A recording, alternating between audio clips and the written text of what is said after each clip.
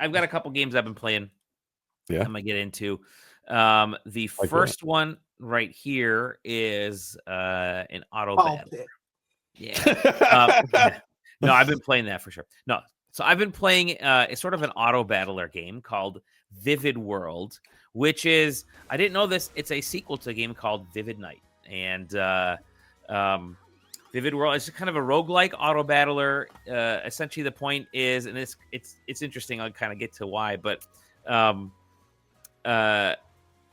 you start this character who's lost all of her friends, and she has to try to rescue them. But they've all been turned into gems. So your goal is to kind of go through this world and find your friends and rescue them, and kind of do a little bit of the because it's a roguelike. There's definitely some gacha involved. There's some there's consistent runs that you have to do over and over again.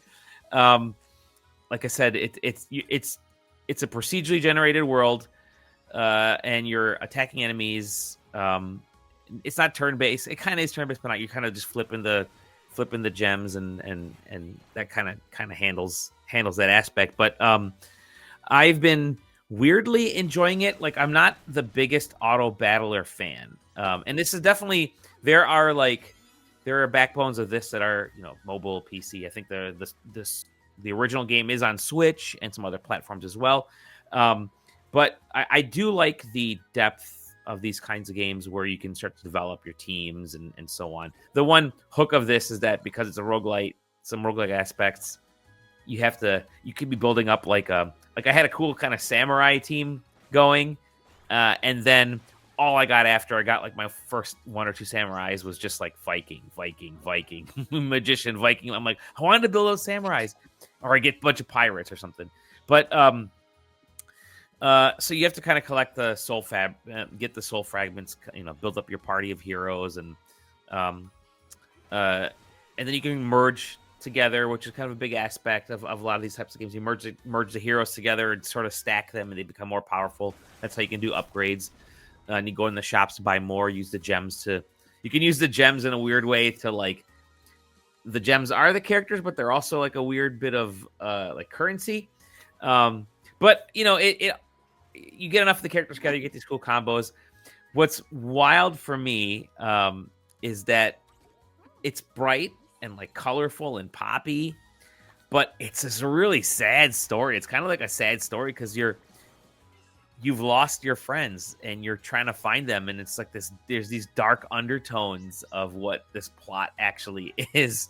So you're kind of balance, and it's a very personal story. They're definitely trying to balance a story into this rather than just make it a typical one battle by battle auto run type of thing.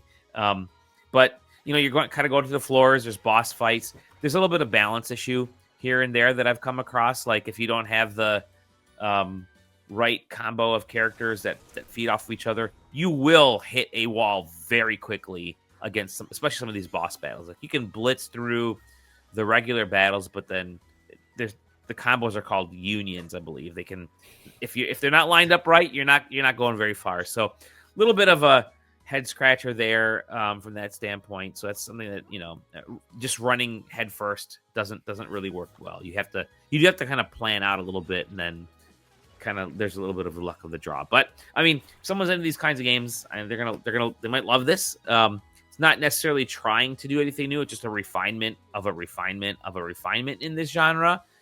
And it's all about the character building aspect, and keep building up your character, keep stacking them, and getting more and more powerful samurais and pirates and heroes and teammates, and then you kind of go from there. So, and then again, just a weird story, this kind of sad story that goes along with it. So, Vivid World, it's I'm playing on Steam, so yeah, interesting there.